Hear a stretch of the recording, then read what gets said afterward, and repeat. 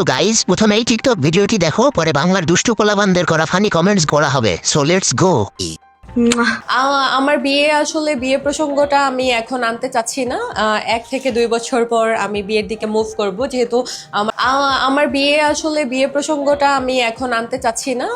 1 থেকে 2 বছর পর আমি বিয়ের দিকে মুভ করব, যেহেতু আমার এখনো পর্যন্ত অনার্স কমপ্লিট হয়নি।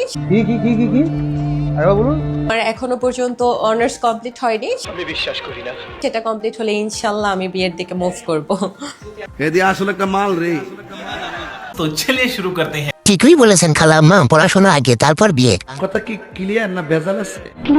আপনার বিয়া করা লাগতো না, মরবেন কবে সেই চিন্তা করেন। এক ঠ্যাং কবরে গেছে, বেরিয়ে আবার বিয়া করবো। চাষি তো চাষি ডায়, দেশ স্বাধীন হয়ে গেছে সংগ্রামের আগে। বলেন কি? বিয়ে করে লাভ নেই, বিয়ের কাজ এমনিতেই চালাতে পারো। এইটাও সম্ভব?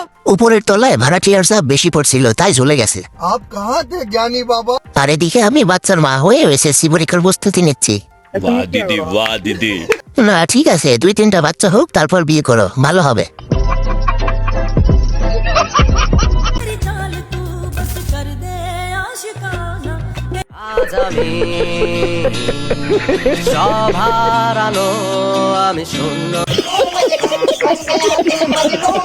तो चलिए शुरू करते हैं। জীবনে কার পাল্টা ফালাইছি আমি। কিছু কিছু পোস্ট দেখলে মনে হয় নিজের বিচিতে নিজের টোকা দিয়ে চমকে উঠি। এটা দেখার আগে টুনটুনি পড়ে গেল না কেন?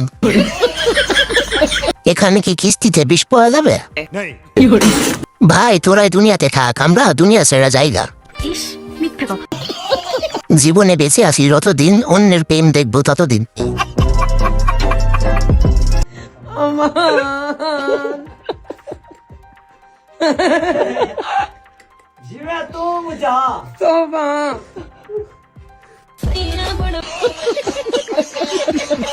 तो चलिए शुरू करते हैं। আমার বোনেরও এমন একটা ব্যাগ আছে, আর ওনারও আছে।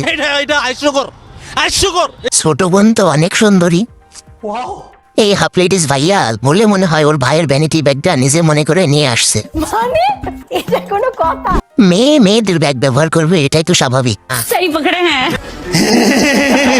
আরে ভাই দেখেন কই, আমি তো দেখছি বোন। অন্য কিছু না, শুধু মাথায় একটু সমস্যা আছে, কিছুদিন পাগলা গারদে থাকলে ঠিক হয়ে যাবে। মন থেকে বলছে তো? ওই সময়ের মধ্যে কাজ না করলেও পারতেন আনতি, তাহলে আজকে এই দিন দেখতে হতো না। আমার ভুল হয়েছে, ক্ষমা করে দেন। ছেলে না মেয়ে এটা বড় কথা না, কথা হলো এর চুলের স্টাইল এমন কেন। বাত তো সহি